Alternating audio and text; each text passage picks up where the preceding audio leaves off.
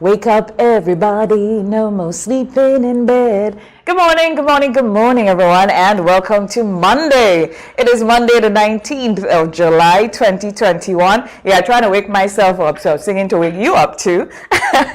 And welcome to Perspectives. Wherever you are joining us this morning, we welcome you to the broadcast. MTV, thank you for carrying us on air and online.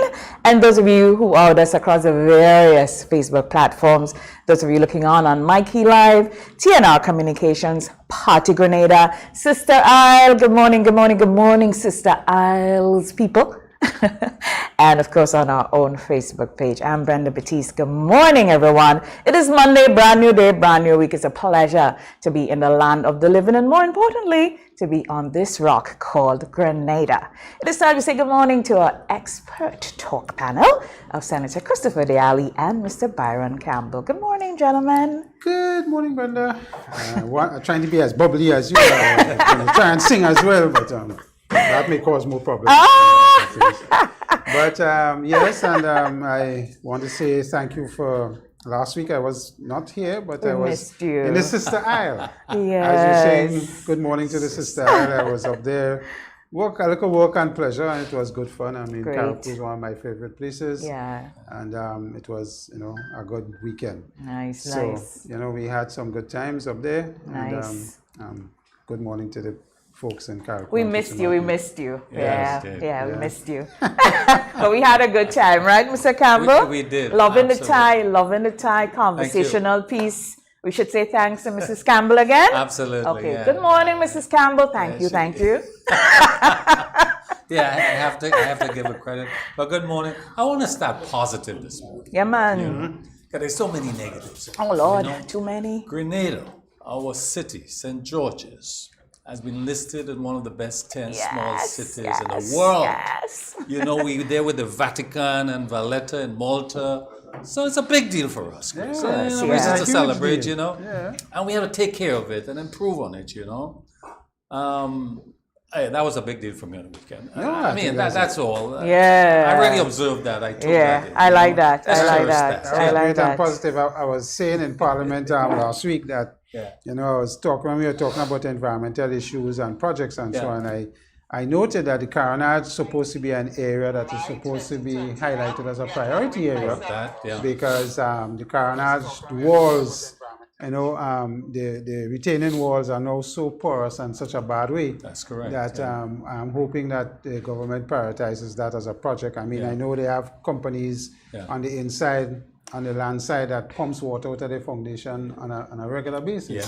So it shows as the sea is right in on the land, and with the concept, I think it was Mr. Bullen that put out this nice concept about a walk and a pedestrian kind of plaza kind of thing around there. We really would like to see that happen. Yes. I think it's becoming more of a priority now because of all the sea rises. That's correct. And that was one of the things that was mentioned, that sea rises for us in these small islands is going to be one of our major issues. And if we're talking climate smart city and all of that, it has to be in tandem with that plan. And if we recognize as one of the 10 best in the world. So I mean, and we do nothing yet, Exactly. As out of his natural state. I compliment the Senate because I heard the discussions or the debate discussions. Always great discussions. I thought it was a big deal. It's topical. And it brings home the whole climate smart or being climate smart, how you mitigate and adapt, to this situation. And people are not aware, and I suppose there is not a lot of information out there, but the GOG has a number of projects that focuses on climate smart agriculture, fisheries, and are providing grant financing to help young people in particular to establish water catchment and rainwater harvesting, because you look at the news. Well, if the GOG don't tell us, GOG, aka Government true. of Grenada, if they don't tell us what they're doing, we won't know. No, that's true. So more information. On the online, I saw over the weekend the Chinese launched this new greenhouse, huge greenhouse, and the technologies and Someone was saying we should have some of those all over Grenada. I endorse that. Oh, well, I always push that. But that's the future because clearly you have to go into more controlled environment. Correct. So you need to be able to regulate your water, regulate your sunshine, energy for your plants, and this is the way forward. Yeah. And whereas their setup is a fairly moderate, large one, but you're looking at those also for smallholders, you know, and affordable also. And water is going to be a major issue. It already is. So how you prepare for that? We have to be able to catch and utilize more of our rainwater. So we have some good things happening. Yeah, that's happening. It is widely posited in lots of journals and studies, and so that the next war would be about water. That's right. And you know, So it's interesting. Nawasa here does an excellent job. I mean, we have medical issues, but generally, when you compare us to other water authorities across the region and internationally, we are one of the best run utilities. True, Chris, Olympics starts on Friday. I think the opening ceremony. Do you know if Olympics start making news already? You know if our local team, our officials gone or going? I think they're leaving this Saturday. No, they left Saturday. They left Saturday. To me, I saw. I saw someone put up a video. They were telling. Someone was telling Kimberly bye-bye. Is Kimberly's her name? The youngest. I think she's the youngest person to ever represent Grenada at the Olympics. Someone was telling her bye on Saturday. There's a video on Facebook, and I saw some other folks looking like part of the team. I guess Kirani, and so they will be arriving at different times. But talking about the Olympics, though, waking up this morning and COVID has broken out at the Olympics. Everyone, I mean, with the tightest protocols ever. All the athletes arriving vaccinated. There we are. Top U.S. gymnasts, athletes, footballers. COVID positive. You know, at the Olympic Village. And that was a real concern for the people at Tokyo, that this thing could happen and cause that kind of concerns. So, I mean, that is not good news. No. Because it's going to certainly stymify the games, and it's going to put a crowd over the games, I think, to some degree. And the criticism of Japan, because so many people were saying, it shouldn't. Well, they say it's 50-50, those who wanted, those who IOC needed the money, Chris. They had to go ahead with this. IOC and the television rights, these people are not... But as we talk but about... the other side to that too is, guys, you know, we have to continue to live.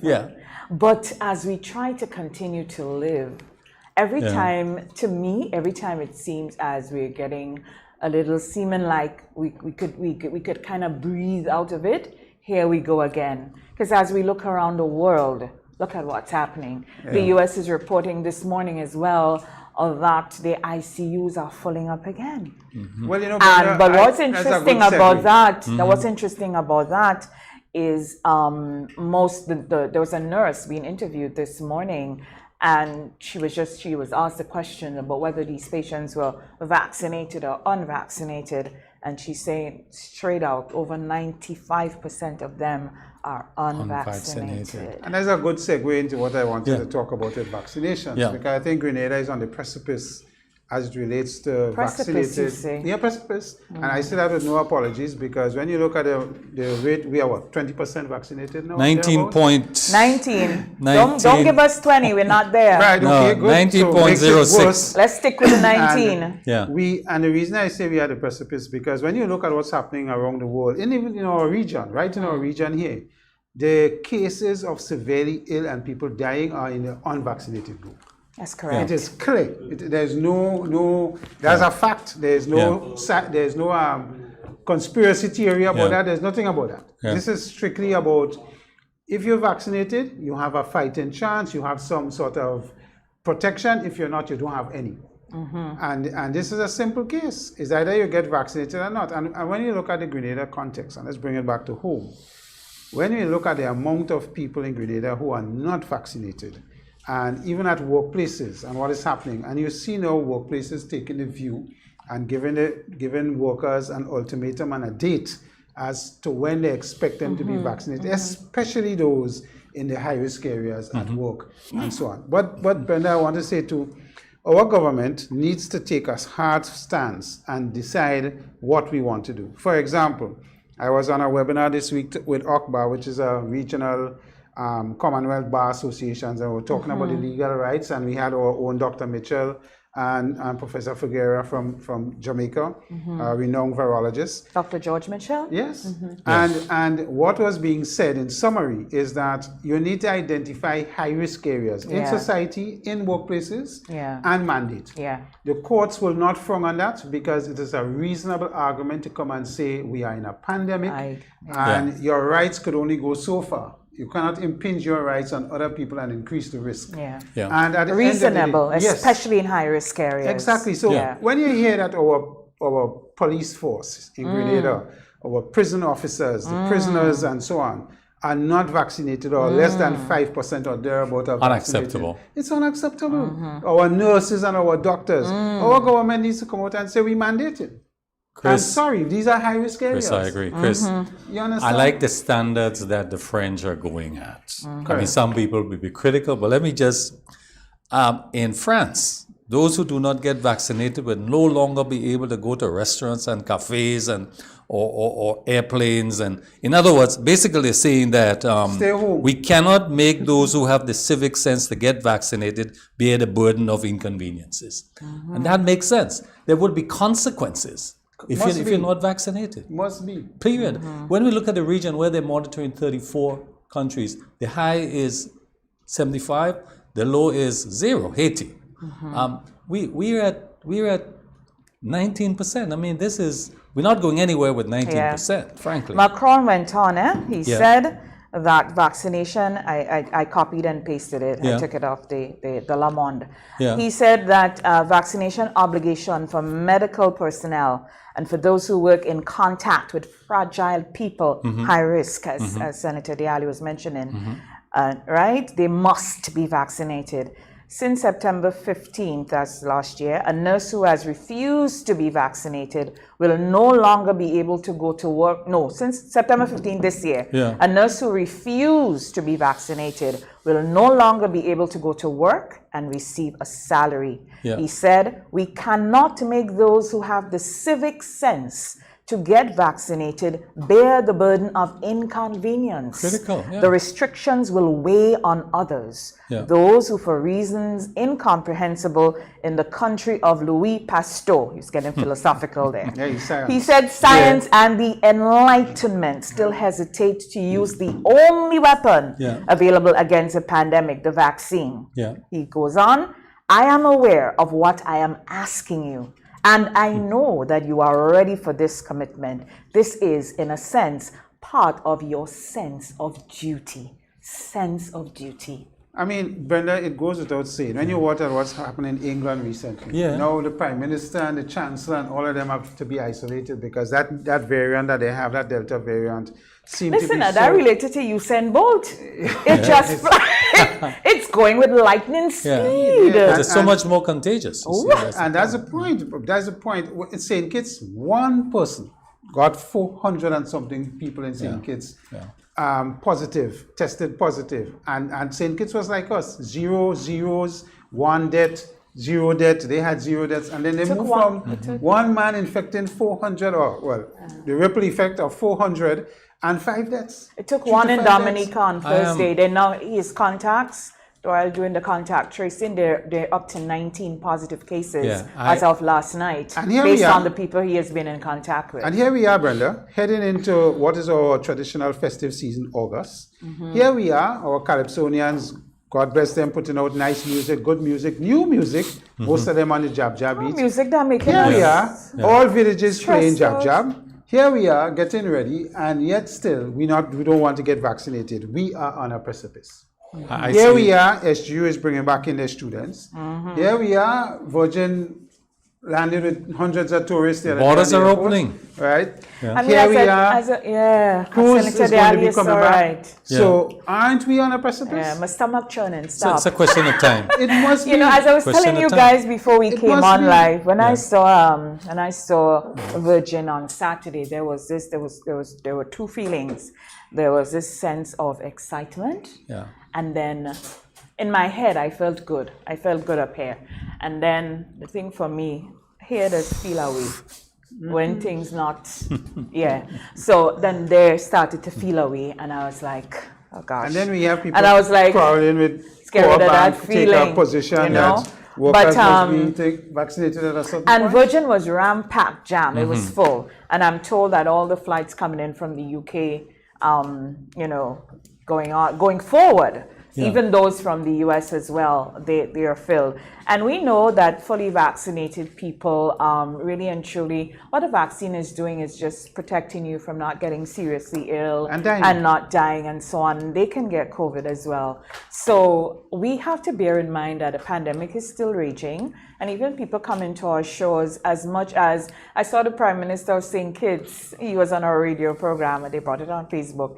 And he was saying that imagine Grenada, Grenada with no COVID have the most stringent, the toughest quarantine protocols in the Caribbean. Because before they have kind of adopted some of ours. Because before, if you were fully vaccinated, you could just land and get out in St. Kitts. Okay. Not anymore. No. They're doing 3 days. We do 48 hours, right? So they're doing 72.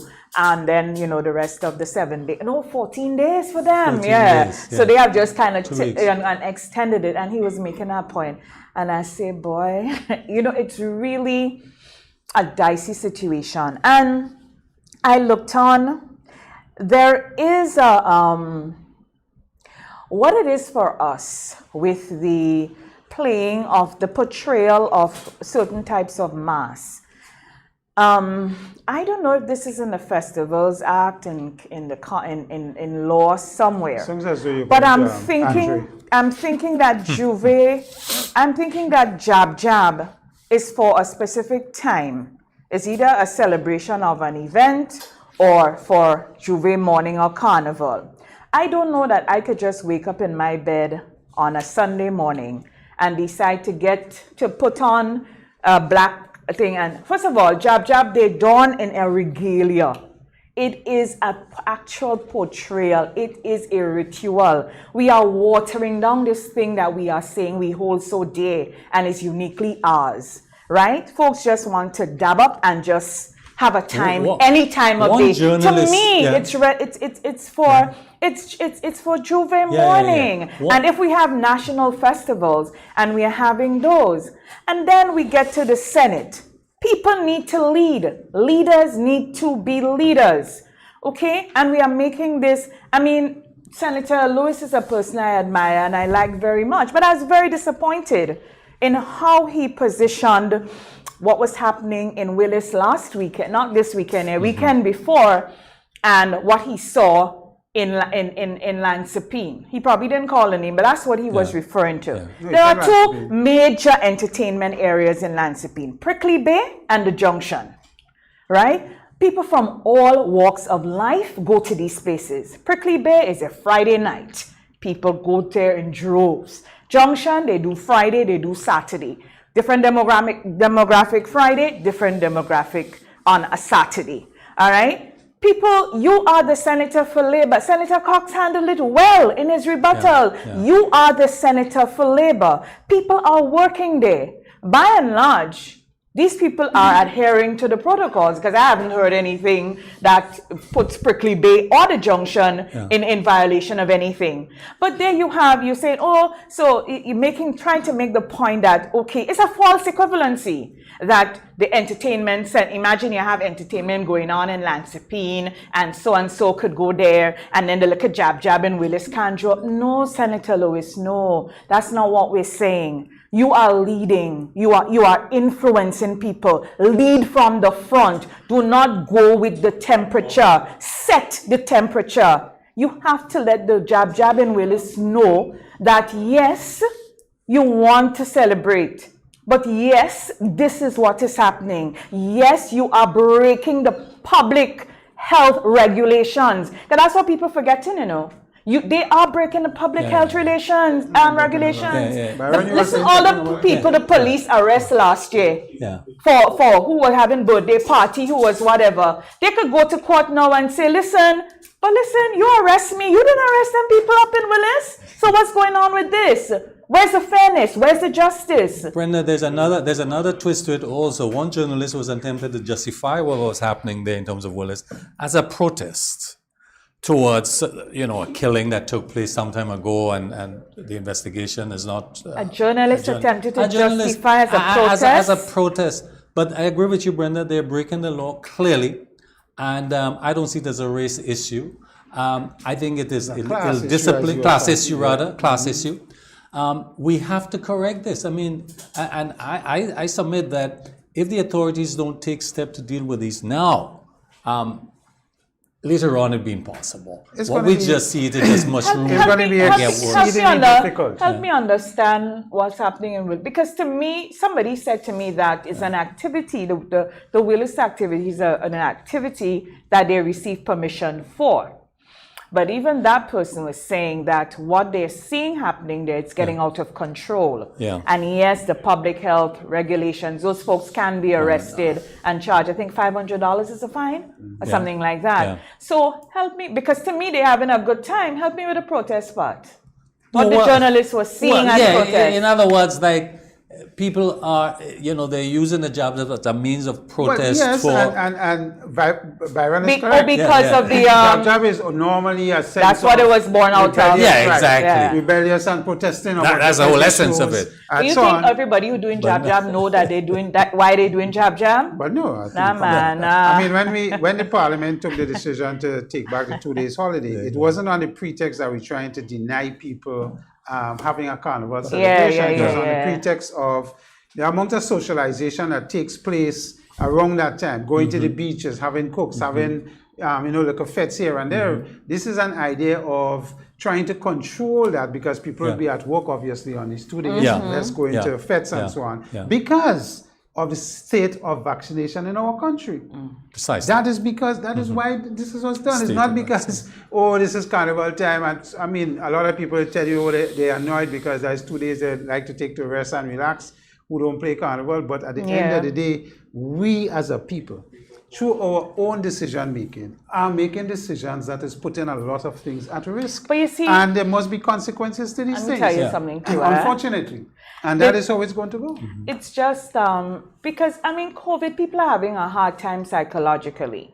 And any little break you could get to free up, it feels so good. It really makes you, like on the weekend, I went to a birthday party and heard the music, and I was like, boy, you mean it in no carnival, boy? Yeah. And then Talpi and them, they're not helping with the music. Yeah. As I said before. Right? But that's what it is. But you do that and then you check yourself, because it's self-control and everything.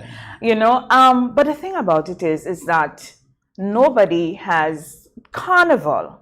If they say they cancel carnival, then everything related. But remember, the Prime Minister said it, He said no soca monarch, bands as we know it, no Juve morning as we know it. But they would allow some carnival type activities. Remember last week when we were here, I was saying to you, Mr. Campbell, that I'm thinking now, and based on what was said in the Senate by Senator Lewis, that's kind of the posturing and the pandering and the false equivalency. If people could go in Prickly Bay and Junction, well, they could jump up too. Yeah. That is something that the government needs to look at. So it might be a time for, and then you see, anything you do is a problem. Yeah. So it might be a thing where even the folks private promoters who have received permission already to do certain events, they probably would have to look at that. Because remember last year when we had Cyber Monarch, people used that.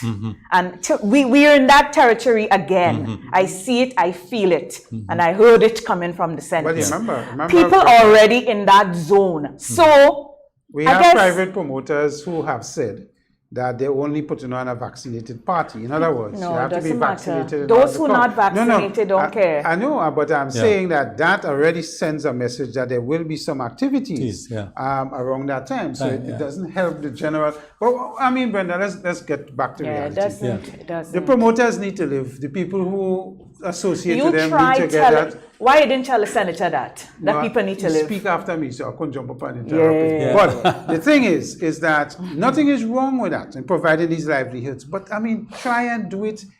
Get vaccinated. Put yourself in a place where there is a certain level of protection. But even if they don't want to be vaccinated, be safe about it. Because with all of that, still we like normal, because we are happy-go-lucky people, and that's who we are. We love in, we like to jump up, we feeling it. Remember, for years, this time of the year, this is what we're doing.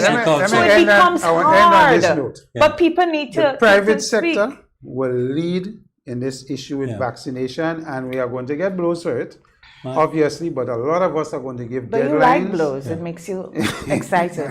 We're going to give deadlines for staff members to get vaccinated. What happens when they don't, or barring people with medical issues, of course, is going to be a debate going forward. And I know some will be challenged, but some of us are prepared to take the challenge. But do you agree, Senator Diali, and you alluded to it earlier, so maybe you do, but let me ask you, do you agree, though, that based on the area of where people, of work, that probably vaccination, some companies could probably get away with having the high-risk ones mandated and then work along with those who, because it depends on where you are in work. Do you have to be? It is going to be a situation where private sector companies will identify high-risk areas. Financial institutions, most of their staff in loans and credit and the tellers and so on are high-risk areas. So they are going to say to these staff, they are back office staff, but again, there's not a lot of back office staff as you know it in this new regime and new type of work. So that is why you're seeing that. But those of us who identify those areas are going to mandate it. I'm going to tell you that. I know that is coming. And that is going to be the way it's going to go. And I mean, governments all across the region, not only our government, they're going to wait for the private sector to go there. Correct. I'm going to look at what is happening legally or not. And I think they will mandate in the high-risk areas as well. But that's the only way forward to get the vaccination up. My view on this is that the conspiracy theories, the misinformation, how we deal with this going forward, how do we get those numbers up? I think that's the challenge going forward. As you say, we're on a precipice. It's an unacceptable situation. So I think we need to rethink, look for new strategies really in going forward to get more of it. So what we're doing here is important this morning. Yeah, when Ruggles was on this program, Ruggles proposed and intimated that we must keep educating, keep having discussions. I'm not against that. We are doing that in the private sector. We're bringing in doctors, we're bringing in specialists. We're bringing in people like Dr. Oles to talk to staff members and deal with their fears, whether it is medically or otherwise, and hear from them what is the issues. But that just seems not to be penetrating because here we have that kind of information competing as well as on social media. You can't compete there. And we seem to believe everything on social media, but from the specialists and the people who knows.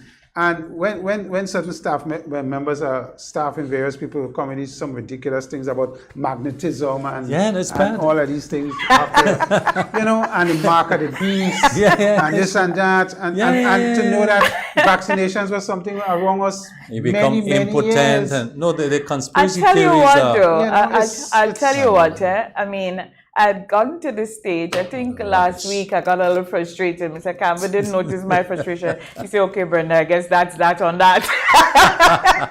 Because I guess how I delivered it. I kind of get to that point sometimes. But when I get to my practical place, I come up with what the answer really should be. So here am I at my practical place. The vaccination thing, it's not going well for us. No, it's not. I don't see all the preaching and the barking is helping either. And so probably, I'm speaking as a marketer now, probably we have to give one last go around of instilling, let's not use the word hesitancy. Let's use the word vaccine confidence. I'm going to use the word confidence. Because as I tell you, I'm a glass full kind of person. Stupid me, but I'm a glass full person. So let's try to instill some vaccine confidence. Let's try and meet people where they are, have conversations with them. Generic messages don't work for everybody. When Mr. Ferguson Ruggles was here, God bless his heart, he also mentioned that what he would like to see is community participation. He asked about, he talked about the NGOs. So let us, as the community of Grenada, take care of our community. I wish the Medical Association, the Nurses Association, these sorts of organizations would come out and be more active in giving information on vaccines. there are some doctors who have made themselves available. I know Dr. Mitchell, Dr. George Mitchell go to a lot of places. Dr. Francis Martin, That's right. Dr. Sean Charles, and there are others. Dr. Amici, all these people who go out and so let's do that. Get angry, let them vent. Let them even talk about the magnetic chip that we laugh about. Let them do that. Yeah. But let that happen while we build that confidence in them. Brenda? And let's take care, because we're at a place I where fully support you. we're hitting here and we're hitting here, but something have to give. I fully support you. Something The have to only give. issue with that, as I say, Something have to give. is that we are at the precipice. Time is very short. When you're at the precipice, what do you do? Yeah. What do you want to do? Or you make the You try to adjustments pull not to back. jump over. Hold You on, pull exactly. back. You Right, pull so back. You pull back. Let us hope. Let us pull hope. back. Let You us pull hope back. that that final go around. And I don't think the conversations must stop, by the way. People their fears must be allayed. We must talk to them and understand. We're the not in a issues. good position. No, but at the end of the day, there will be a time will come when we will have no choice. After all the reasonable, Let's not even talk about no Is choice made? at the moment. and let us see what happens. Well, no, it's something that is facing us and has to be spoken about. So at the end of the because day, to me, what we have with this morning, as I looked on at the news from around the world and seeing the Delta moving like Usain Bolt and athletes having COVID at the Olympic Village, I'm thinking there are so many, and these athletes fully vaccinated and all of that and so forth. I'm thinking, and the mutation, I say, you see, this COVID thing, so much moving parts, so many things we are finding out. And it seems like the only thing that works is if we lock up and stay inside. And we cannot live like that. We were not built to live like that. True. So yeah, we have to move on. We have to move on. we're moving on now. Yeah. We're moving on logistically too. Yeah. We take a break. When we come back, we're going to have a very special lady here with us this morning. Worked very, very hard in the Grenadian communities. She probably know everybody in every community in Grenada. Places that politicians don't even know. She could bring you there. We're going to be talking with Ms Lorice Pascal as Grenada is getting ready to make law its sexual offenders registry. We'll be right back on Perspectives.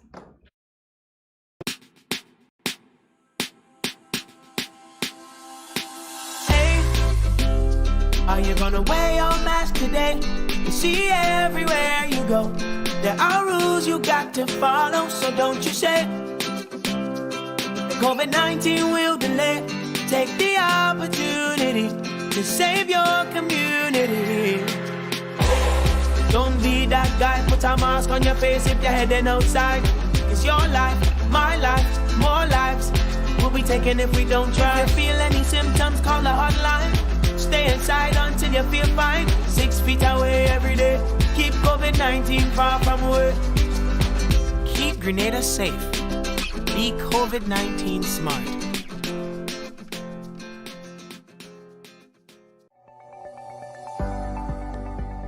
Get vax. It's your best shot. Hello. A message from the Ministry of Health.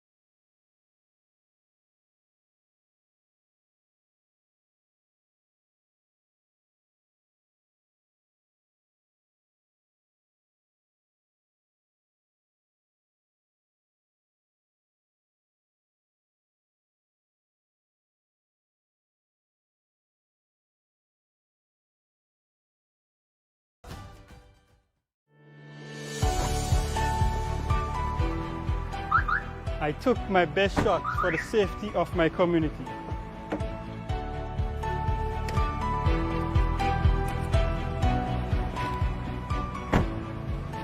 Get vaxxed, it's your best shot.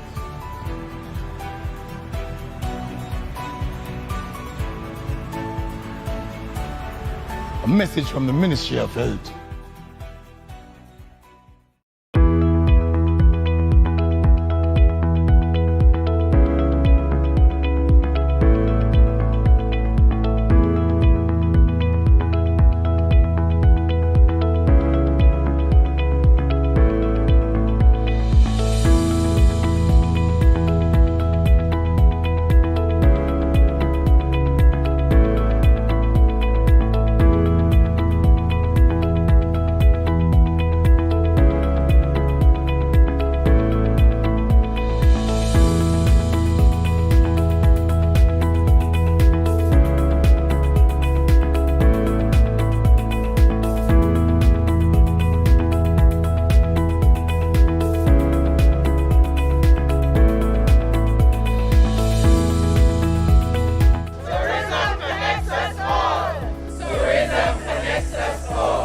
Tourism connects us all. Tourism connects us all.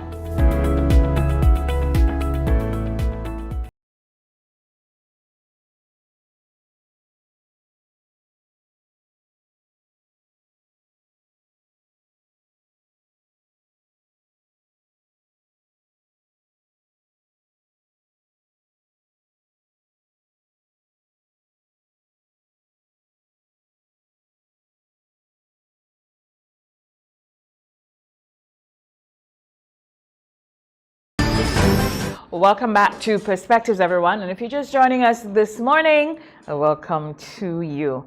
So we are getting ready to go to the Parliament, pass legislation, working out the framework for sexual offenders registry.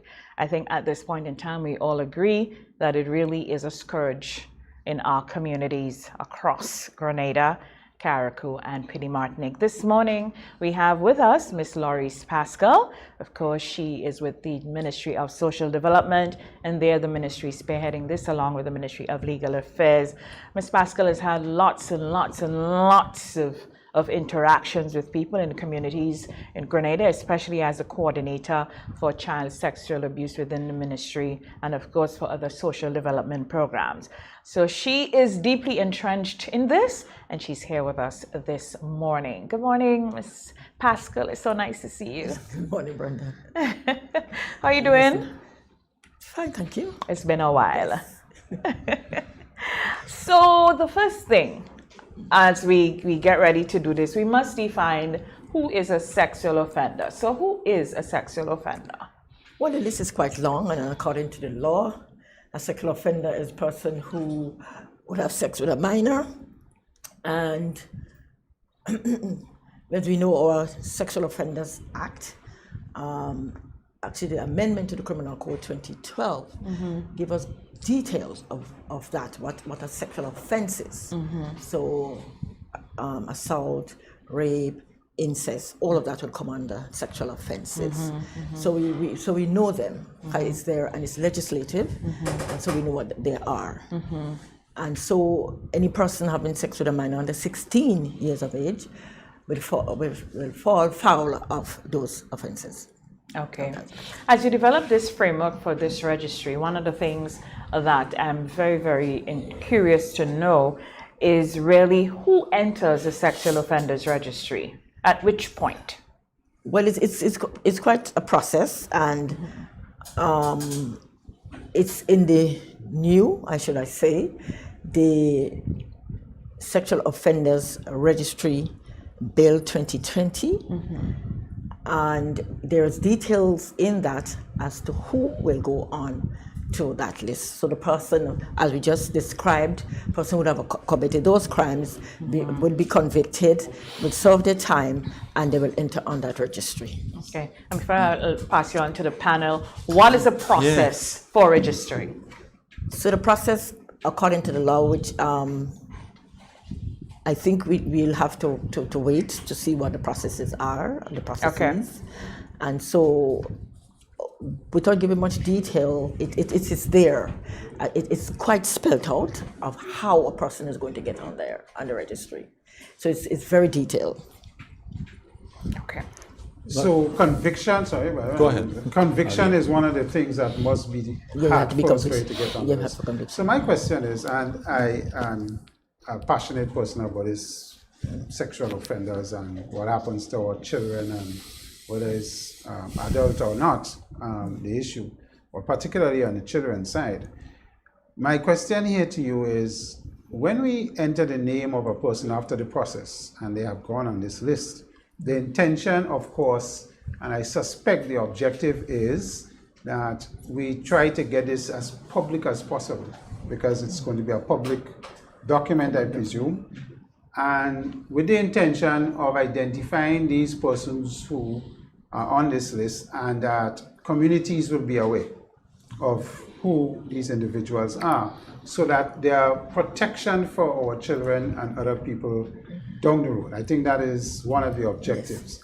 So my question to you is, how do we operationalize that, or how do we support that? So let us assume Christy Ali gets onto this list. I live in Bolio.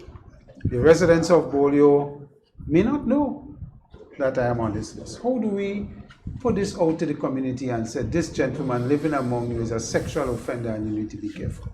Well, the Act would speak about the list and who has custody of the list. Of course, there is the police, and of course, there's public information where the public will have this information in terms of the name of the person, etc. It's written in the Act, and so that would be made public. Public in the sense, when we do certain things like that, we go to police stations and we set up these lists. You have the voters registration list, you have this list, you have that list, that we normally put in public buildings like police buildings in the community. So if we go to, say, Guav, the police station have a number of these things. Is that what is being the intention, that we put up these lists there so people could walk by and say, I'm going to look up this thing, you're on this list, that person is on this list. Yeah, I know him, you're living up the road. Right. I'm going to say that, don't forget, this is still in process. So it's not an act.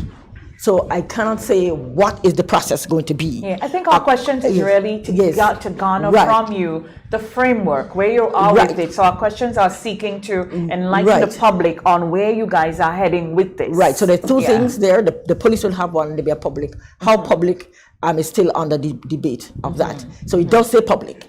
So how public is still a question of debate. Okay. So we need to remember that consultations are still happening on the ground.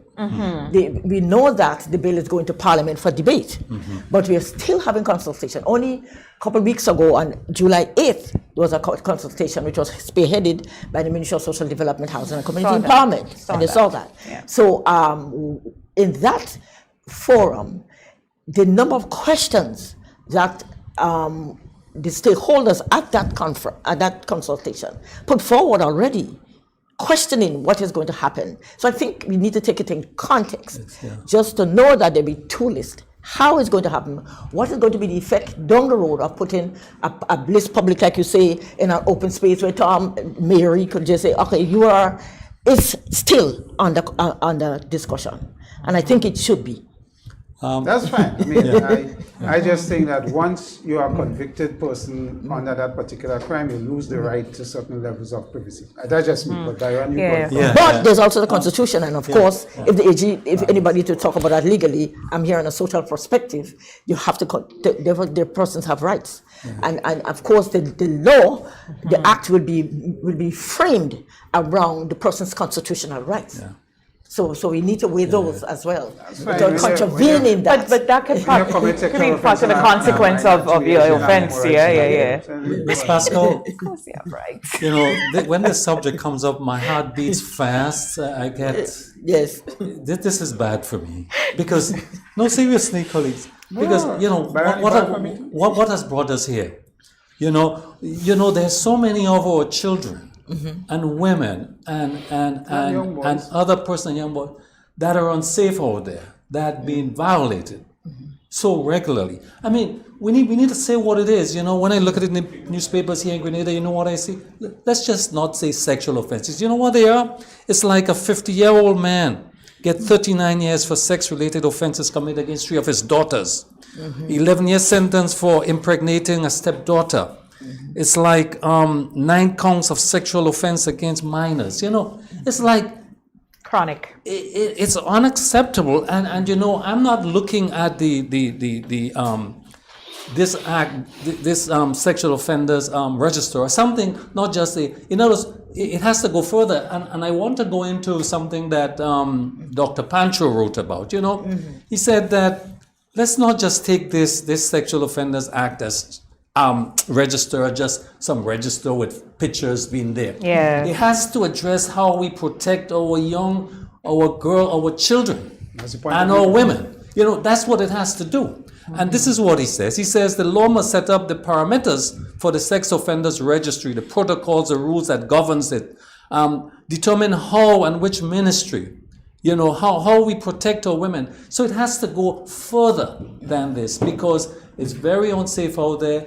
The numbers are alarming. It's like 1 out of 3 women in Grenada is going to be violent. And a big part of that is sexual offense. Again, minors. That's where the focus is. So my question is, how is this register going to really move to a point where we have some protect and the support mechanisms also for the victims? Right. Sorry, I get emotional about this because it hurts. As a society, this is unacceptable. It is unacceptable, and I'm glad you raised that point, Mr. Campbell, in terms of, yes, if according to what is already being discussed, that if there is a people would know who the offenders are, of course, you could do your protection around, for example, in the past, I'm just going to do some rhetorical, historical context here, that we know in the past that even though a register existed before, it still exists with the police, of course, and police know. We've some and we're my NGO hat here now, where let's for example, a security guard commit a sexual offense. He goes to prison, does his time, and come out. Where does he work? In a school. Yeah. In a school. So those are the things the sexual registry is going to guard against. But There's that feeds no way. into Senator Dialli's question. Yes. Because how would the public know? How would the community know that this? So it means schools. It means neighborhoods. So in my neighborhood, for example, or in my community, can I go on the sexual offenders website and let's say print out the information of this individual and stick it up on all Grand Lake pole? I'm not supposed to stick up things on Grand Lake pole, but stick it up on a pole across the neighborhood, right? So people could know Tom Jones down the road after the greenhouse, the blue house. There is he. Look for him. Can we do that? Well, as I said, it's still being developed. So we'll wait to see how that is going to pan out. But I know currently that any sex offender should not be given a job after serving time for this heinous crime to work in any institution with their children. Right. Period. And I think we need to when we continue to debate this legislation, how that is going to pan out. But from within the department, I mean, the question is, because I'm not seeing this register as something by itself. It has to be a program to address the social disease. Correct. Because how do we make our children safe? Right. So maybe the thing about it is, we need to look at in context of how the perpetrator, where it comes from. Yeah. And don't forget, usually that they themselves would have been violated at some point in time. We have statistics, and we be in the ministry, what about young offenders? We have persons in institution now who have committed sexual crime. Are they required at the age of 13? Are they required to go on the registry? Well, that's another debate we're going to have. We can't be debating. We're something kind of piecemeal about this thing. It's nothing piecemeal. We're doing it or we're doing it? There's a consultant. I have it right here. Okay. It's called. No, it does get me kind of crazy, But we have to be careful how we go about it without, I know you're emotional. But why are we doing the consultations if we're not feeding into how the community feels? We're feeding into what the community feels. Community. Okay. If there's a section where we're talking about making a public That is feeding into Okay. But also, I like your proposal because it not only speak about having this registry, having the names up on the town hall or wherever, but also dealing with the problem. We have to deal with the problem. Yeah, well, that's a whole So because other- it's a recurring decimal Yeah. of perpetrator going over and over and doing the same heinous But that's it. crime. That's it. And it has to be addressed holistically, Ms. Pascal, as Yeah. you know, as a Exactly. social worker. But right now we're dealing with the registry for to the consequence and to take care of it. The other side of it, where you rehabilitate It's very important. the offender, that's important. critical. Yeah. But right now, we're talking about the protective arm of it and the consequential arm of it to keep it from reoccurring. Right. So So I get context. I'm a context person. I get that. But how are we really defining this sexual register, and what really is the role of the community, everyone in it? I'm glad you mentioned that because although you're homing in on the fact that how is this going to work, but you touch a very important point: the community. How are we going to react to that? Is it vigilante? No, Well, I was it about can't to ask be. you about that. It can't be. Because they Can't need be. to protect that as well. Although I don't Exactly. think they Can't need be. much protection, but that being a Of different course, they thing. need protection. Exactly. But based on the conversation we Oh my have here, God. what have we done in order in a spare thing once they get incarcerated? What are the measures in place to really rehabilitate the person? So you've seen sex offenders making repeat sex of violations. You're assuming they can be rehabilitated. Yeah. Well, that's another thing too. So I don't think it's an assumption. I think it's how we approach it, and what we do when we bring all the necessary, the experts, quote unquote, on board to deal with it. I could give you a prime example, but you want to say something? Go ahead. No, you finish, please. You're the guest. You finish. Because when the sex registry bill was coming into the being, we did some research. What it is around the world, and what difference, what kind of best practices are there on sexual registry. Yeah. And we found one in New Zealand, in the Maori Aborigines. What did they do? The same sex offender, the person who lived in the village X, is brought right back to the village. How is he brought back? He goes to the chief of the tribe. And what does the chief do? You have all the experts there who would help that person to be rehabilitated. So it's a community effort. Right. Yeah. A community effort. Yeah. Not to nail him on the cross on his offenses. And we know they're heinous, and you know my passion against that because I deal with it. Yeah. I deal with children who have been sexually violated. Yeah. I deal with it. Yeah. So I know the pain. Yeah. And another thing to The pain is lifelong, isn't it? Exactly. Of course, it's like And because you talk about the woman's life experience survey, the will survey, which gives 29% of women ever partnered have 1 in 4, 1 in 10 would have some experience of sexual violence. Yeah. And the person is all 60-something years old now. So we need to look at those contexts. And it's okay, yes, we want the registry to protect our children, to know John Brown living next door and what he is a predator or whatever. We want those. But more importantly for me, how are you going to help that person, in particular, the young offenders, sexual young offenders? We need to work with them. Because I don't know that at a sexual offender at 13, let's say a 13-year-old boy or 13-year-old girl who climbs her 8-year-old brother constantly, or boy who does it to his sister, I don't know that placing him or her name on a registry is useful at all. So that's why I asked the question with juveniles who have, because that's a whole other kind of worms that needs addressing there. So I don't know that a registry would help that. So these are the things. Also, we have the case where, us, we Grenadians, we like to help, and we, so somebody break free from the prison and harboring them for 5 days because, oh God, I knew their mother and she used to give me breadfruit and whatever. What happens if I harbor a sexual offender? Is that addressed in it? Well, it should be in the act of Jessica. You can't harbor, even now, before the sexual registry, you can't harbor them. It's a violation. It's a criminal. So it's a criminal So what offense. about the mothers who are harboring sexual offenders in their homes? Well, that's the other thing, and that's a social issue.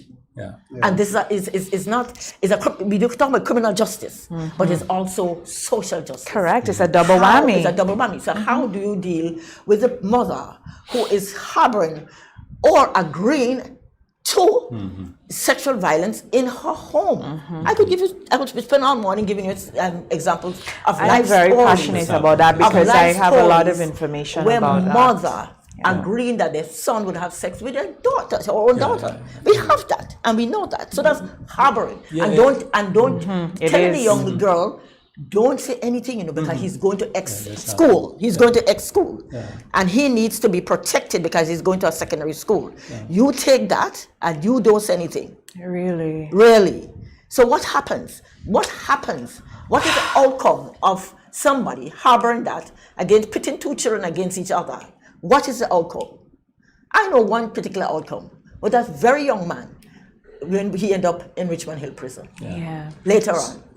And the young lady, what happened to her?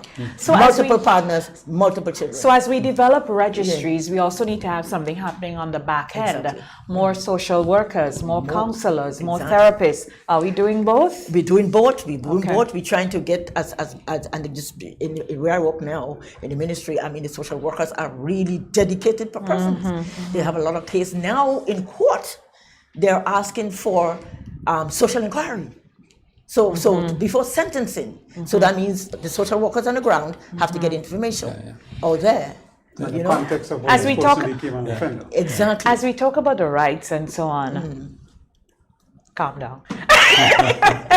Can a sexual offender petition the court to be taken off the sexual offenders registry? It is in there, expunction of I don't petition, but I think they're going to put measures in place where that person's name will come off after a time, depending on what the protocols are in place for coming off. But if I don't know if but if I say I don't want to be there, I don't want to be there at all, and I decide I'm going by lawyer Clouden, and we're going up there for all you. Brenda, you lose certain rights. Yes, you lose your rights. No, I just want to hear how the sexual offenders registry is addressing that. So it's on there. It is there. It's got on the list. it should be consequential. You must be convicted, of course. Yes, you must be convicted. And serve time and all and serve that. time and do that. And then it depends on your behavior and what you do. I'm going back to Senator Deali's first question because I think it is so critical. Who, in the sexual offenders registry or in the framework of it, who is going to let us know that a sexual offender has entered my neighborhood? Who will inform us of that? Well, it's there in the law, and they're going to build that. And of course, everything there's judiciary. So, but do you know? Does it name an office? Does it name a? It does. It has a name of the office, the person in charge, and it's already been done. Because there is a registry already taking place now. We just don't publicize. So Ms. Pascal, does not publicize. The police has a registry. So Ms. Pascal, so the strategy is that this bill is going to be taken throughout the community, have discussions. What's the process going forward? And also, because these are some of the issues that must be answered if we have a protocol, what would be the rules? What would govern such things as residence? Movements for the offender, curfew, limitations, and other limitations of the sex offender. Because in other words, the sex offender must realize, because we're looking for deterrent. What restrictions do they have? So I look forward to seeing a copy of this and for the community to have feedback. Yeah. Is there what restrictions do they have? There's restriction in it. It's clearly spelled out. I think it's under Schedule 3, I think, of what would happen and how not only it will be dealing. I think we homing in only on persons in country. What about those coming in? Yeah. Who monitors the sex offender? Exactly. So all of these we monitor. You come through our gateways, our ports. Right now we are too much in the country. Right. So so that would be monitored. So let's of stick course, in the country. And also of course, it begs us any other place in the world.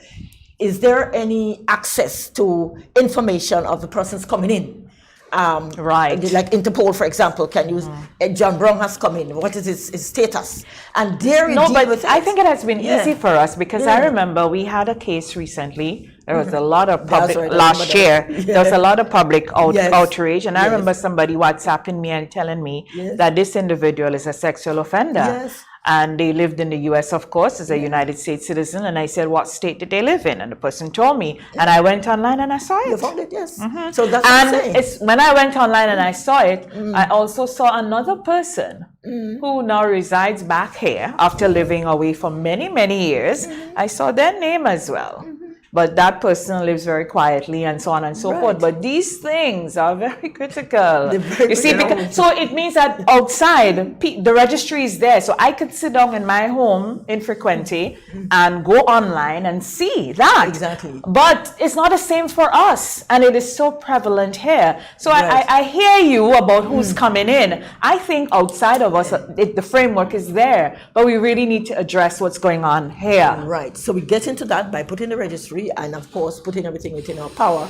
And also the act, the bill is speaking about what happens, the process of a person once the person has been convicted, what are the role, the protocol that this person must follow.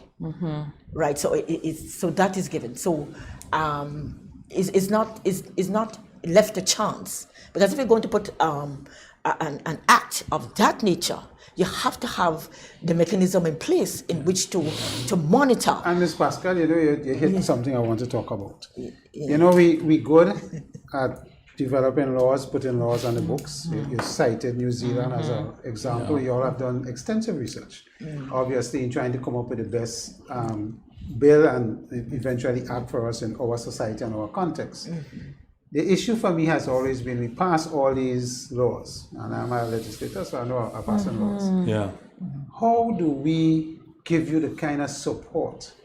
Because your budget item, from listening to you now, if we get this in place, is going to require a significant increase, because you have to have support mechanisms. You have to have measures that will speak to, as you say, how do we put these protocols? How do we monitor these people? Because it's not just putting them on a list, you have to keep monitoring as well. What do we do? So are we prepared to spend the money to develop this and let this become as effective as as Byron indicated? What is the sense of putting this in place? And at the end of the day, it's not achieving its objective. The Can't be objective is to piecemeal. protect our children and to protect those who are being abused wider by this, community. the wider community. But putting it on paper is one. Effecting it in real is the key.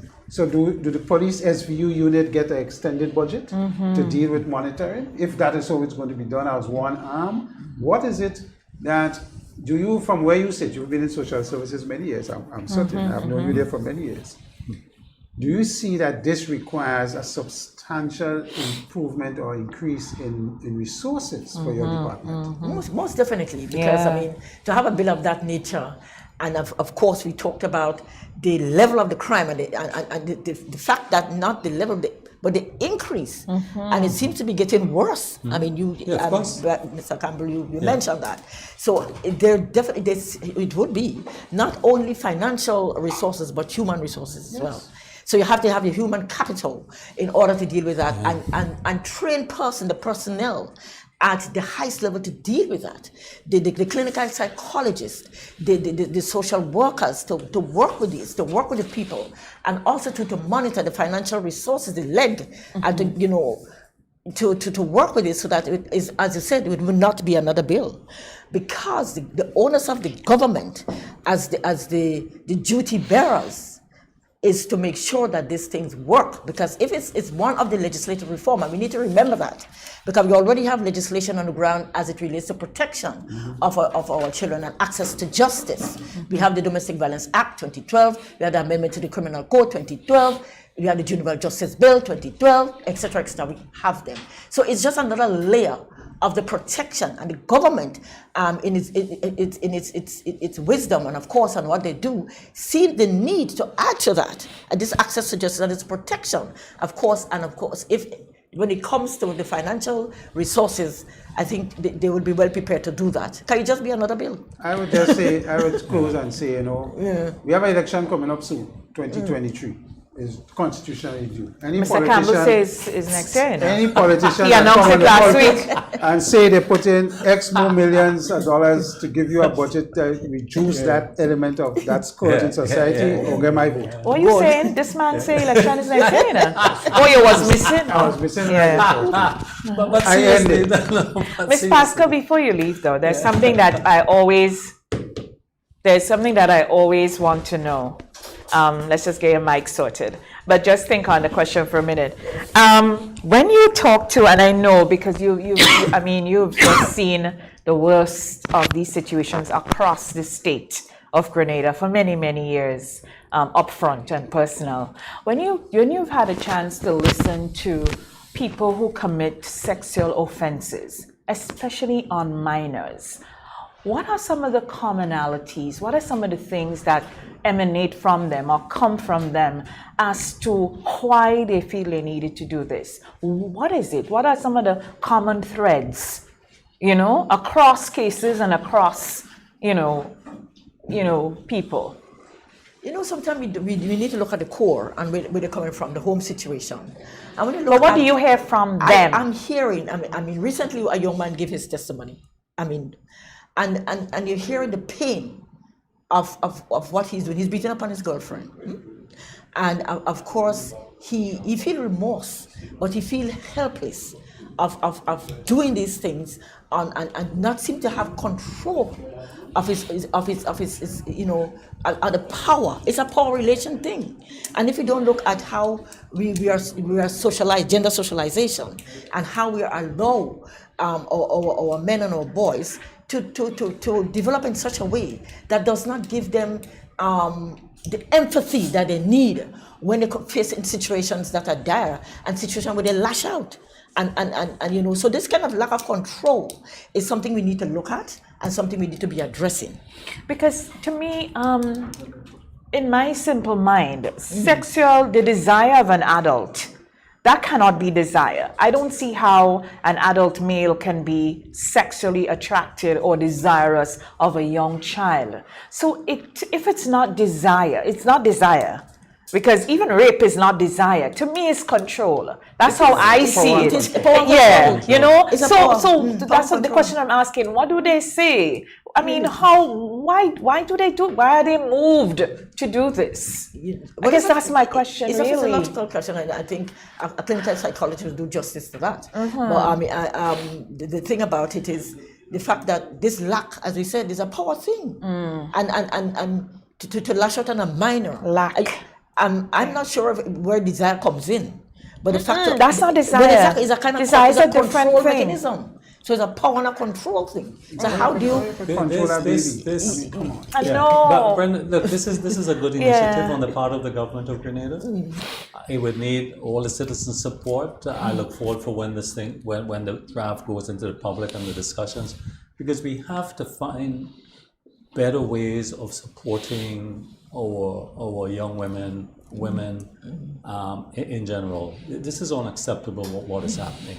The violence, we also have to encourage and mobilize women who experience this to speak out, more. And maybe, someone said this has been happening before, but now there's more air to it. Someone said it's coming this out more. Always happened. It's coming out more, and this is a good thing. Because Especially we need the to put it out incest in the parts. open, and we have to find strong deterrents. I, for one, believe that those jail sentences should be longer. The consequences had to be more severe. We need better deterrents. But I applaud this work. I think this is important work, and I definitely support it. Yeah, applaud the work too. I mean, I'm someone like you, just to say thanks, because I know you do a lot unnoticed in the trenches of Grenada. So thanks for all you have done and continue to do. And again, I know this. What we don't want to see is any piecemeal legislation. We really have to address it at the core, and the community has to be holistic. So thanks to all of you doing so. We're going to let you leave now because, you know, we have to get to other places, and we're going to come back and wrap up. So thanks a lot to our guests this morning, our special guest panelists, Ms Lorice Pascal, Ministry of Social Development. Thank you so much, Ms Pascal. We appreciate it. We take a quick break. We'll be right back to wrap. Thank you.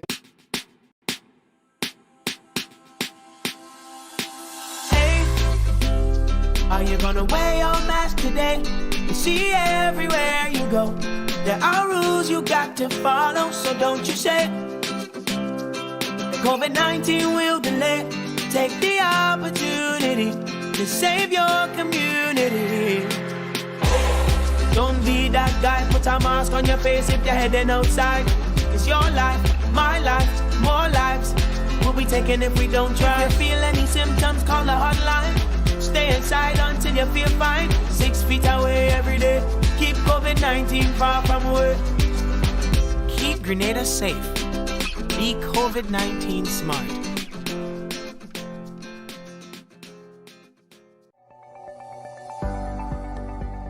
Get vax. It's your best shot. Hello. A message from the Ministry of Health.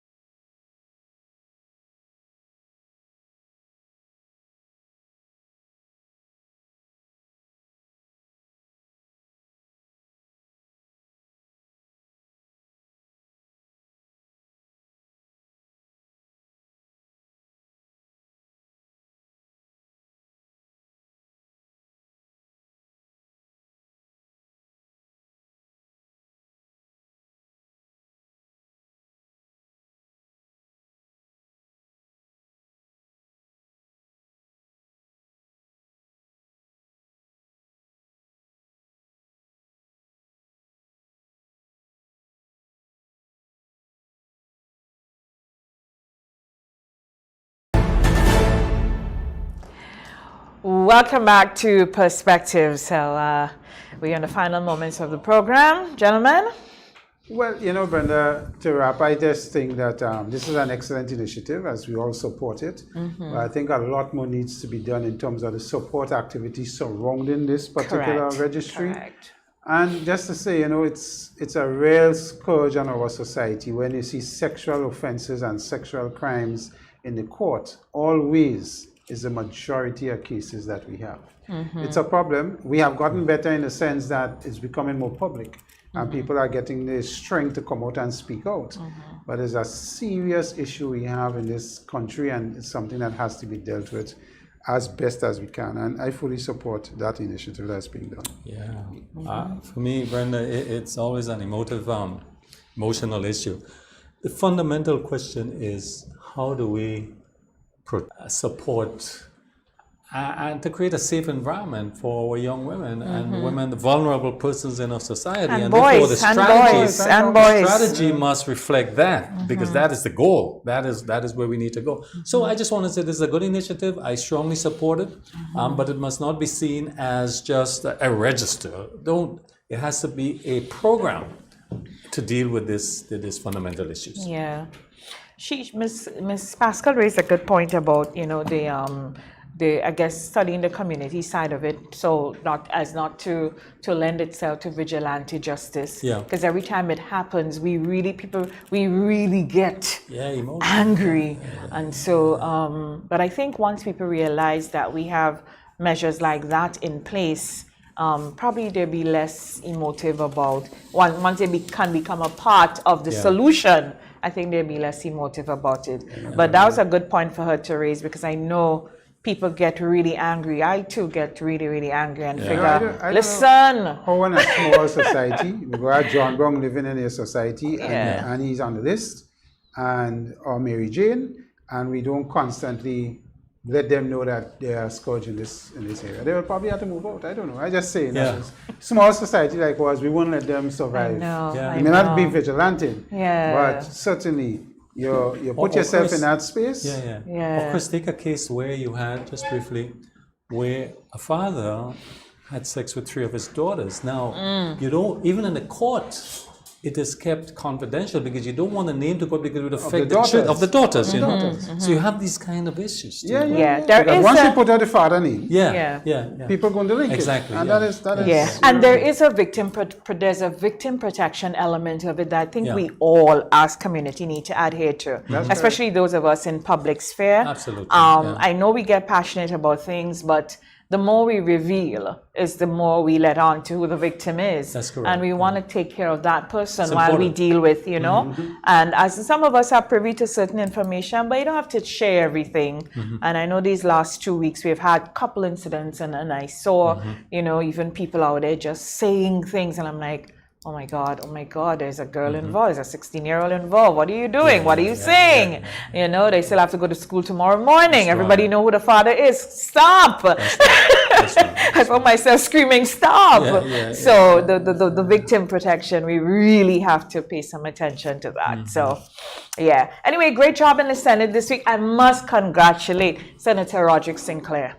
Oh, yes. Senator Roderick Sinclair. I mean, one of these mornings, I will happily sit in the guest chair to discuss some of these things. We'll be happy to take you through some of the motions. Yes. Doing a good job. Absolutely. Yes. And it's consultation and so on. I like that. Because, it is interesting. We should really do that, because I think what happens in the Senate, especially the passage of these bills, the legislation, how it affects the lives of Joe Blow, everybody. That's what people want to know. How does all these things impact my life? I offer to sit in the guest chair. That's a good one. All right. We'll do that very soon, Senator DeAli. And yes, Senator Sinclair, very well done. Congratulations. Keep working for the people of Grenada, especially the farmer and the fisher folk. That's why you were sent to the Senate, sir. Keep working. That's it. That's our program, everyone. Have a great, great, great week. And in the words of Tabitha Brown, if you can have a good day, don't go messing up anybody's. Bye-bye. Until next time, for executive producer Richie Oliver, Nazim Benjamin, who provided our streaming services, Blondell George, our director, and Mr. Kirk Oliver, our cameraman. Bye-bye.